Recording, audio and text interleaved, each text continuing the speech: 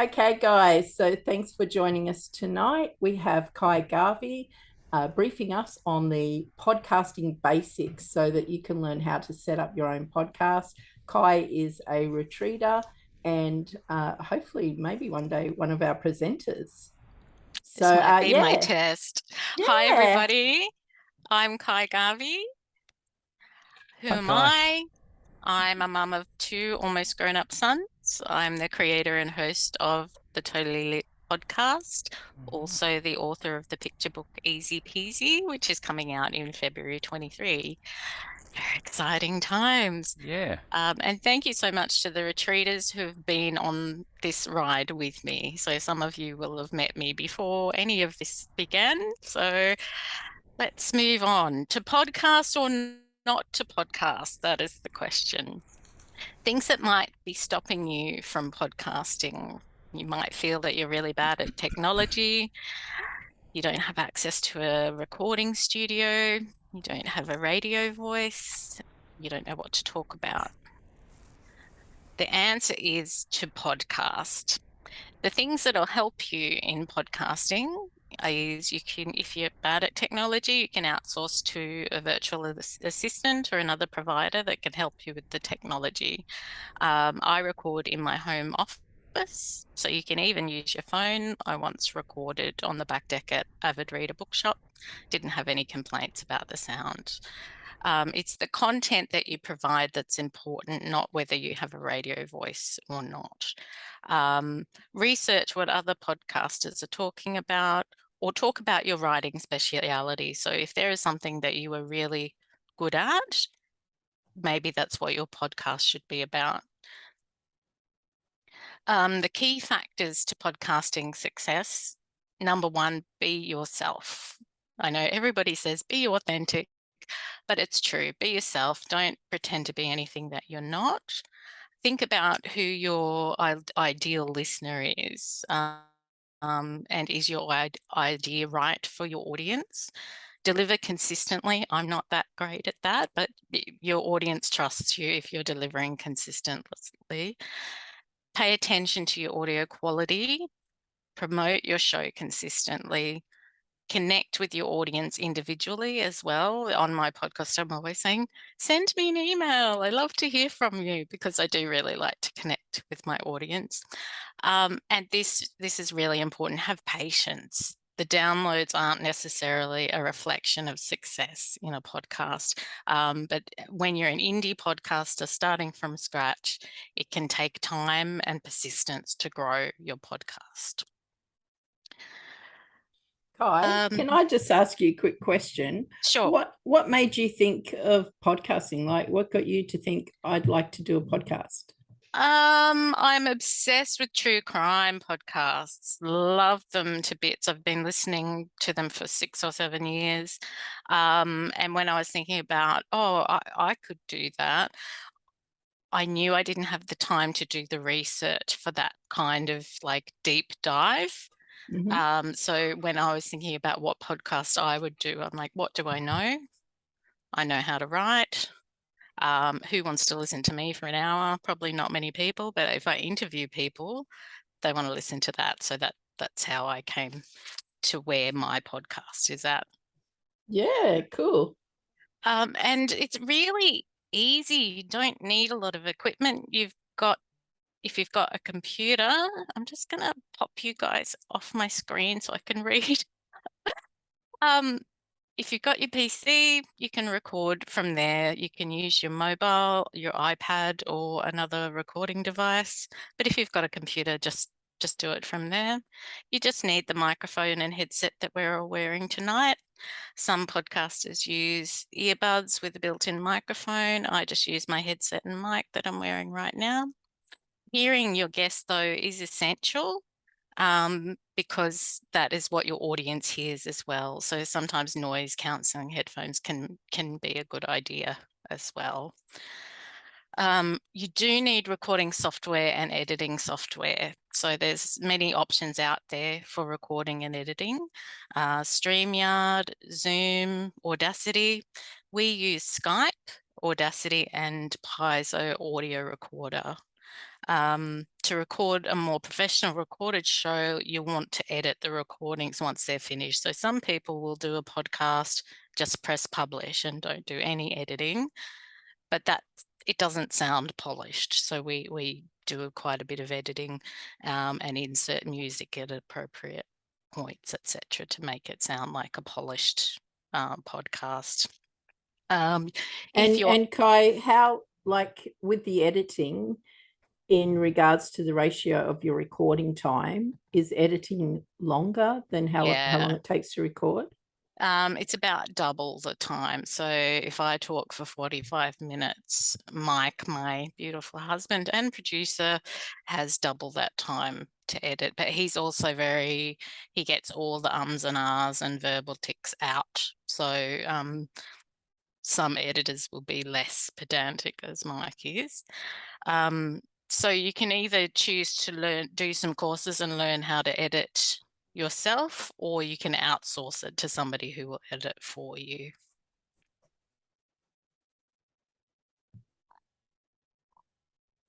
Then you've got to think about where the podcast host you're going to use. So that's where your recordings live. So we use Podbean.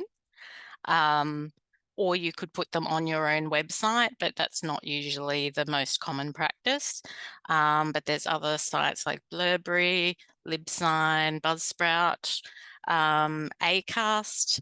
But please research and find the right choice for you and consider the pricing options, because they do vary. And some are almost free, some are very expensive. So some of that is the choice you make when you're choosing what host you'd like to use for your podcast. Having a quiet room to record is a good idea. So I'm just in my small office here. That's where I do all of my recordings, and I don't have any sound issues, and we haven't made any changes to the room. But the bigger the room you are in when you record means there's echo, or there can be poor sound. So if you're feeling that you're in a room that's a bit too big, sometimes rearranging the furniture or adding carpet or maybe some curtains or tapestries can help with that sound, or just find yourself a smaller room in the house to use. So creating your first podcast. So if you have chosen your hosting platform where your podcasts are going to live, you then need to think about your genre. So if you already run a primary business, say a writing business, it would be a good idea to have a podcast that matches that business. So Charmaine and Christine, you might like to do a podcast about the retreat. And you could interview all of your presenters that you have. Some of we're going to do it.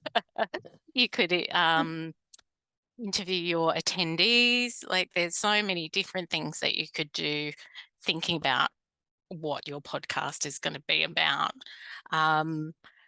So there are a lot of people out there that already have a business and they have their podcast as like something else as part of their business. It's not as usual. Like for me, I just created this podcast before I'd been published or was really known as a writer. And it's probably a bit unusual to put the cart before the horse in that way. But yeah, there's nothing really. You can start a podcast on anything you think is interesting. So then you need to have a podcast name. So choosing the name of the show will inform your marketing message and your art as well. So for me, I chose Totally Lit because I thought I was being funny. But it has also now meant like my logo is a neon light, and all of my colors are sort of in purples and pinks and bright colors. And so then the next thing is thinking about your podcast artwork. So you can outsource some of it to fiverr.com, or you can go to Canva yourself and create your own podcast art, or you can hire someone that you know within your community if you know a graphic designer. Or if you're really lucky, you might have a friend who will do it for you for free. The next thing too, if you're still thinking about what is my podcast about, just create yourself a list. 50 podcast topic ideas, write them all down, and you can decide which one will work for you. And the more that you think about the vision of what your podcast is, the more smoothly it will go. Like it's like when you're creating any like your book or your short story, or the more you kind of think about it, the more it becomes reality. And then once you've sort of dropped down that list and got it a bit further down to like maybe 10 ideas, start writing an outline and take some of the ideas generated and just narrow down those topics and see if you can create it into a show. Kai, is there a place where you could find some of those questions? Like, like, do you Google that type of thing, or do you suggest that we just, because I know that it would be hard for me to just off the top of my head think of things. Is there like a list that you go to, a go-to list of questions? Of questions in what regard? As in, you just want to ask some questions, like I suppose they could be generic questions. I don't know. I wouldn't know where to start with asking questions. That's all. Of a guest on your show. Correct. Yeah. Well, what I usually do is I do a bit of research about the person I'm interviewing first, and I develop the questions from there. And some of them are the same as every. Like I've got quick fire questions that I ask every guest, which are the same every time, but I get different answers because the people are different each time. But usually, and then as the conversation goes on, the questions pop into my head. So they evolve. if they're telling me something interesting, and it's really just because I want to know more about it, and I'll just keep asking them questions. But in terms of interviewing someone that's got a new book, I'll ask them, oh, where did you get the idea for your book? What made you want to write it? How difficult was it to get it published? Did you have to submit it to many publishers? Did you get an editor to edit it before you submitted? Just all sorts of random writing questions. So the burning questions that other writers want to know about. Yeah.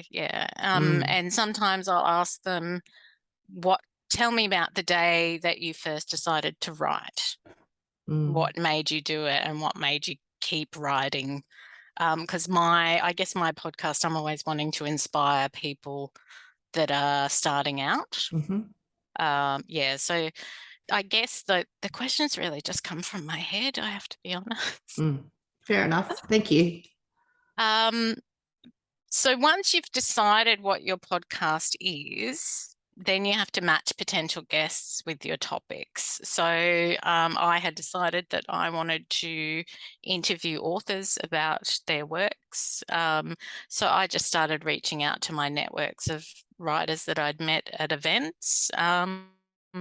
And I very shyly sidled up to them and said, I've got this little idea about a podcast. I'd love to interview you. And I don't think I've had one person say no yet. So once you've decided what you want to talk about, and if you want to have guests on, it's really just approaching them and asking them, and that can be verbally, or you could compose like an invitation by email, and get those guests on the show. Then you really need to have a basic show order as well, so that it has a pattern every time. So it's like writing a script, really. So I have my acknowledgement of country at the beginning, then I do a little blurb about what Totally Lit is, then I'll introduce my author, then we'll go into the interview, and then at the end I do an outro, which is usually me appealing for, please donate $5 to my podcast, as I'm an independent podcaster. Then setting up email marketing messages as well. So if you've already got an established mailing list or a subscription list of people, you can send that out when you're starting your podcast and say, this is what I'm doing. Here's the link, have a listen, and you've got sort of your listeners set up. Ky, if you Yep. don't already have, like I'm assuming a lot of people just starting out might not have an email list already. How would you go about collating a list from the early days? The way I started out was just sharing on my social media. So Yeah. just appealing to all my friends. Please listen to my podcast. And yeah, sort of, so I set up a Facebook page for Totally Lit and started encouraging people to follow it. And then doing the same on Instagram and on Twitter. I actually don't have a email yet, but I'm working on that, and I'm also working on a website. So this podcast has been successful without those things, but to grow, I know I need more of it. And Yeah, I'm so guessing if, sorry, John, sorry. you go. Sorry. You go ahead. You were first. Yeah, you Oh, first. no. So I was just going to say, I'm guessing if you use the right keywords in your title or description of your podcast, that will drive people to it. Because often when I'm looking at podcasts, I will actually look up writing podcasts and see what's there. So Yeah, that will help. That will help. Yeah, Kyle, I was just going to say that subscribe button I've seen sometimes at the bottom of YouTube. Is that a similar thing for a podcast? You can go, say, to Apple or to Spotify or whichever podcast platform you use to listen to podcasts, and you can subscribe. So every time. So can you put it on yours, on your own podcast? Yeah. Oh, right. Okay. But you can't force people to actually subscribe. You can just appeal to them to do it. But it means that every time that you release an episode, then if they're subscribed, they get notified of it. Right. Yeah. Yeah. So I imagine some platforms might charge you for that button. Not the one I use, so I don't know if others might. But I think because you have to pay, all of the platforms charge you a fee to put your podcast on there, so it might be included in that fee. Which is probably tax deductible. Yes, Yeah. if you're making money. Yeah. Yeah. You've got to be making money to be able to claim it. You've got to pay tax before you can claim it back. True. That's true, but just as long as it leads to income, you put that income on your other income, then it adds. It could end up being tax deductible. Yes. Yeah. So before you start your first podcast, just make sure that you've tested out all your equipment and you're familiar with the ins and outs of each. It'll just make your first podcast go smoother, and it'll help you sound more professional. And especially if you're interviewing someone, you don't want to be fumbling around trying to figure things out. So it's just helpful to have done like a practice run. And that's my husband and I did our first podcast together, where he's a comic book collector. So I chatted to him, did an interview with him about comic books. And that was my practice run to see how it would work. So yeah, before you do your first podcast, just make sure you've tested everything out. I always say edit for quality. I know there are podcasts out there that just record and then publish, but taking out all those ums and ahs, and sometimes a swear word might get dropped if somebody's fumbled through something. It's just higher quality, and you're producing something for your listeners. I think you need to be respectful of, if you're asking for 45 minutes of someone's time, be respectful to them. So then when you've got all through that, you can publish. So once you've edited and got it uploaded, and you pop it on your platform, and then it's out in the world for people to hear. Yeah, so Kai, speaking of that, just getting back to the time, Mhm. do you reckon is there like a Goldilocks time for a podcast, like 20 minutes or There's some 15 minutes people or who something? just drop a 5-minute podcast. Um, Yeah. I think I've heard recently some people like 15 minutes because it's like a bite size. Um, Mine are usually 45 minutes because I just start blabbing on and because I'm so interested in the authors that I'm talking to, um, and I want to learn from them. So mine are probably a bit longer than usual, but there's some podcasts like there's one called Astonishing Legends, which I love, but sometimes they're 3 hours long, so I end up Oh, sleeping through half of it. yeah, yeah, Um, but yeah, I think half an hour is probably, yeah, if you're going for too long, people will switch off. Like if Yeah, yeah. and they're look, listening in the as car a and listener only so far, as a listener, I'll say I know how long the podcasts I follow usually are. And if I'm taking the dogs for a walk, I'll listen to a short one. But if I'm driving, say, to, visit Christine, it's an hour's drive, I will look for one of my longer podcasts that I listen to. So I guess it's good. So I guess, yeah, go with whatever time you like, because sometimes your listeners want to look for a podcast that's only 15 minutes, and sometimes they're looking for those hour-long ones so that they can fill a drive. So yeah, I guess Sure. just, yeah, whatever Yeah. suits. and 5 minutes I think would be tricky because you're doing a lot of mm, work to put out 5 minutes. I was a guest on a podcast that's just 5 minutes, and it's called What Makes You Happy.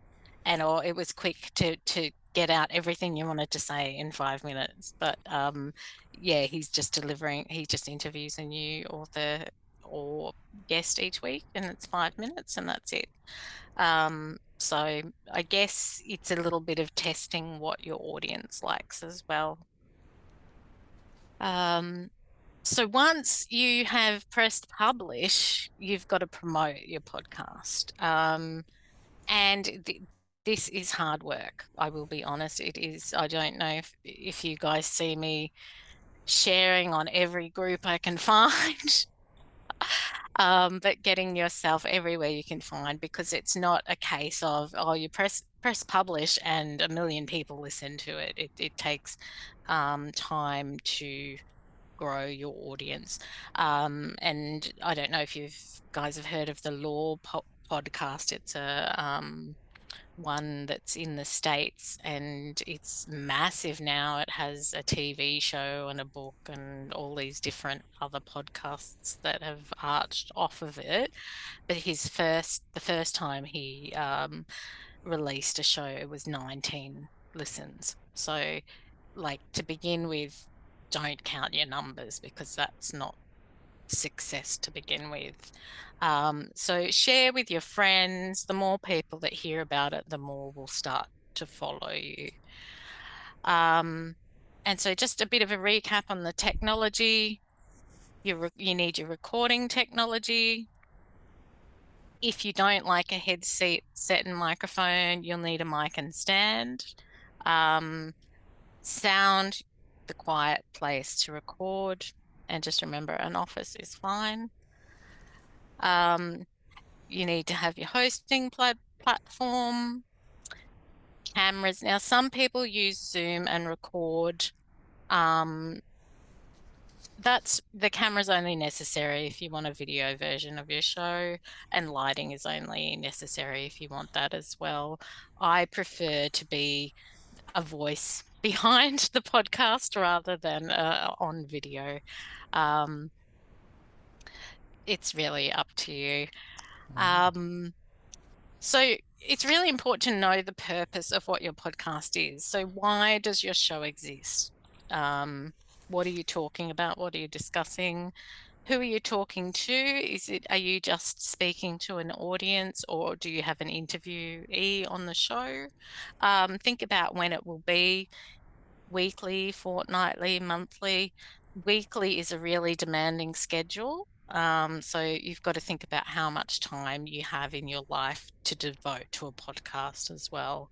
I try to keep mine monthly, but I've actually had so many guests want to be on, it suddenly turned weekly, and I've been wrestling to get it back to the monthly schedule.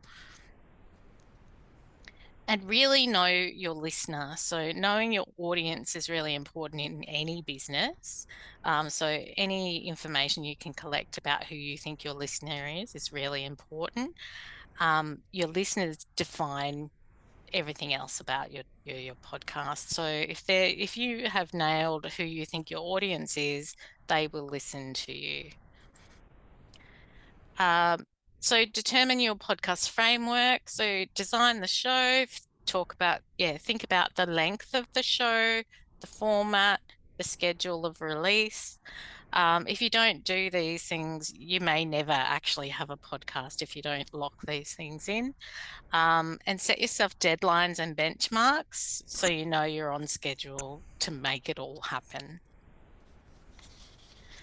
Naming your podcast. So be creative, stick with current branding. So if you've already got branding around your writing, name your podcast in line with that. Use a descriptive name that listeners will understand what the podcast is about. Somebody actually asked me about if my podcast was about candles the other day. I was like, oh no. And use key terms that describe your podcast, because as Charmaine mentioned, those key terms can be really helpful in people finding you. And things to consider: who is it for? Why are you doing it? Will it solve a problem? When will you be forming it? Where can the audience listen? Set audience expectations, and always double check your spelling and grammar. I know I'm talking to authors, but yeah, just check all those things. Now, when you're thinking about designing your podcast cover art, use all of that information that you've gathered about your audience. I had a friend help me design my cover art. She was a graphic designer. But things to think about is like only use 2 or 3 different fonts. Don't use more than 3 or 4 colors. Use fewer words. Ensure it's easy to read. Keep it simple, and it should go well with the name, genre, and topic of your podcast as well. Canva's a really good tool as well if you want to design your own cover art. Show notes are really important as well. So in your show notes, you want to have some of your art in there, titles and descriptions, your keywords, the main point for your audience, because if they want to decide if they're actually listening to that particular episode, if you've got a good description, that helps them make that decision. Have a really short summary. If there's affiliate links or promotional items or sponsorship information, that's the place to put that as well. So if you eventually get to a point where you want to monetize your podcast, that's a place where you can put those show notes. Sorry, I went backwards for a minute there. Ky, just one question there. Mm-hmm. Do different platforms give you a different, like a show note sort of a guide? Not really a guide, but they've got a place where you can put them. Oh, okay. Yep. Yeah, so there are companies that you can hire that write all your show notes for you if you want. I usually just write mine myself. And it's just, a bit of a quick description about what the episode's about. And then I have a link to my website and a link to the author's website, the publisher's website, and then also my sponsor as well. Music. So this one, I was very lucky with my podcast that my friend's daughter is a composer. She composed my music for me. But there are many places that you can go to find royalty-free music. So research companies that sell music that you can use for your podcast, but be sure to read the fine print for any music company so you know what your rights are. If you use stock music, you avoid any copyright issues. Instrumentals are best for the intros to podcasts, but ensure the tempo matches the tone and the mood of your podcast as well. Really, the intro should only be about 10 seconds. I really love my theme song and I'd like it to play longer, but that's probably the only complaint I've ever had is someone say, oh, could you shorten the music a little bit? Because we just want to get straight into the interview. And then just use the same intro and outro for all your shows. So there's that consistency there as well. That can really make or break a podcast as well. If people don't like your music, they might not listen to the rest of the episode. Yeah. So planning your episode. So I write a script, so I do a full interview and I make sure that I have topic knowledge of who I'm about to speak to. I do a bit of research on my guest. Sometimes I might invite listeners to submit questions to the guests, and then I make sure that I've got those included in the script.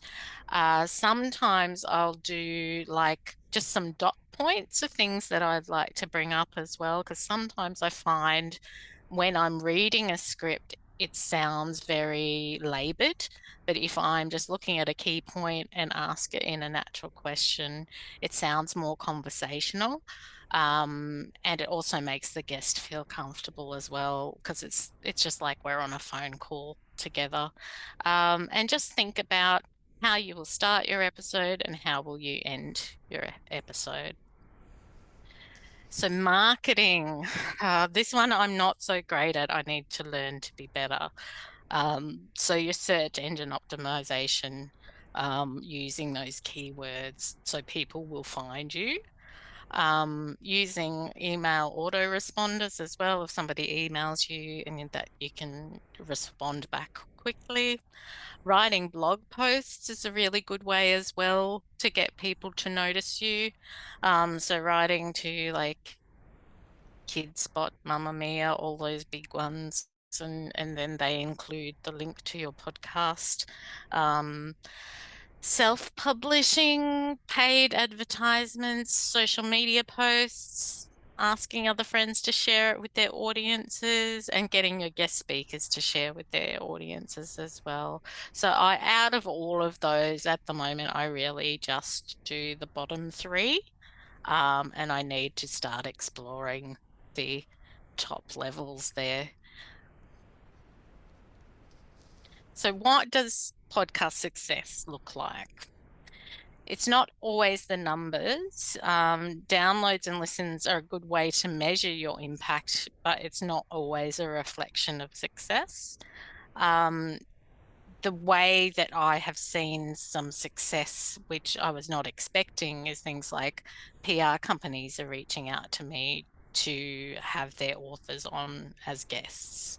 Other podcasters reaching out to me to connect with and do crossovers. Authors emailing me directly to be a guest on the show. Authors and publishing professionals mentioning me at events or just coming up and saying how much they enjoyed an episode. That feels great.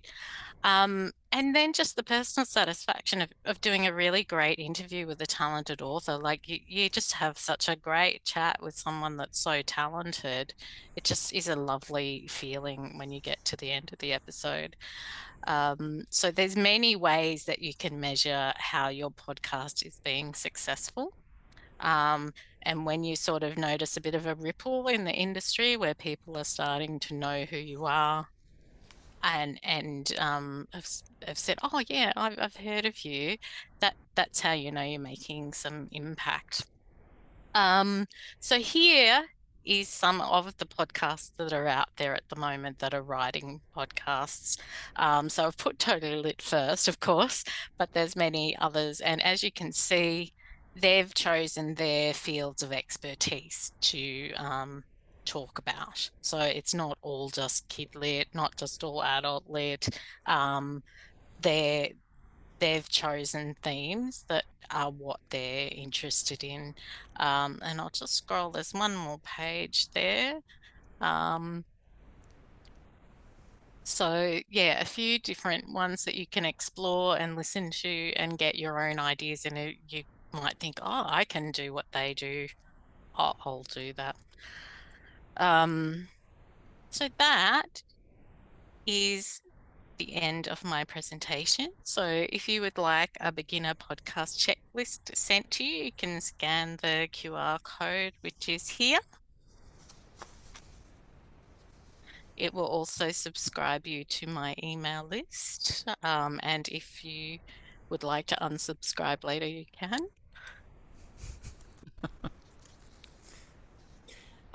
Ky, a quick question. You're Yes. saying that there is a fee for uploading your podcast to certain platforms. Now, is that, I'm assuming, like a subscription fee that you pay monthly, or is it per podcast? Yeah, so it's per month. So, well, there's a few different models. So, of course, if you subscribe for a year, it's cheaper than paying per month. And then there's some podcast platforms will charge you for if you want to have more than one podcast on one channel and things like that. But so not per it's episode. not per episode, no. Yeah. But the thing to watch out for is that most of them are charging in US dollars as well. So just when you go, oh, that's only $30 a month, that's great. And then you realize, oh, actually, it's double that. And if you're on multiple platforms, I guess that kind of adds up too. Yeah, it can. Which platform do you find you are getting the most traction with? Well, so for my hosting, I use Podbean. So that's like our home where everything is hosted. And I didn't put it into this course because it's a bit more nitty-gritty, but you then get yourself shared across all of the networks. So you have to apply to be on Apple, and you have to apply to be on Spotify, and so the more platforms you get yourself on, the more people will hear you as well. And that's free. So okay, that's good. Yeah, so with Podbean, they have a little app that you use, and it helps get you across all of the different players, I guess. But then you do have to do a bit of hunting yourself as well. Okay, so you actually only pay one person to host. Yeah, so I just pay Podbean, and then then all of those other platforms where people listen to the podcasts on, you don't pay them. Yeah. Okay. Well, that's interesting. Guys, do you have any other questions for Ky? No, I think Ky's covered it really well. Yeah. Quite thoroughly. Yeah. And is that, I would love some feedback on, is that the kind of thing you'd like to hear? Because this is the first time I've done this presentation, which has been great practice. But yeah, I do want to make sure that what I am covering is what people are interested. Yeah, look, Ky, I think this has been really helpful. Now, we'll still keep talking, guys, in a moment, but what I'm going to do is say thank you, Ky, so that we can stop our recording. I'll stop sharing. Yeah, that's okay. That way the YouTube people don't hear us having a chat for half an hour. So I'll finish that now. But thank you very much, Ky. That was really insightful and really helpful. So hopefully some people at home have some inspiration now to get started with their podcast.